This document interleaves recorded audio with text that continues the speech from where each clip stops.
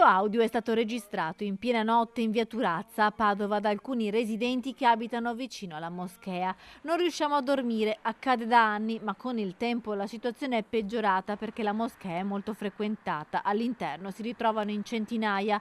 Ecco quello che ci hanno raccontato. In questo periodo di Ramadan è ancora più difficile perché le preghiere avvengono 5 volte al giorno, anche in piena notte.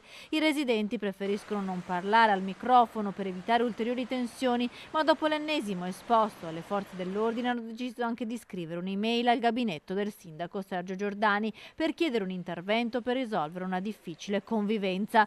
Dal 2012 in via Turazza, dove un tempo c'era una galleria d'arte, c'è un centro di cultura islamica Al-Hikma, moschea molto frequentata dalla comunità islamica. I residenti raccontano che le preghiere vengono fatte utilizzando degli altoparlanti e spesso vengono svegliati in piena notte. Il marciapiede viene riempito di biciclette che impediscono il passaggio. Alcuni residenti che avevano fatto notare i rumori e i disagi sono stati anche in più occasioni minacciati. Esasperati e preoccupati hanno scritto così al sindaco. Della situazione di via Turazza si è interessato il consigliere comunale della lista Giordani, Luigi Tarzia, che per anni ha vissuto nel quartiere Stanga e ne conosce le dinamiche. Io ho fatto un sopralluogo in via Turazza, veramente c'è un numero notevole di loro associati e questo crea problemi anche alla viabilità.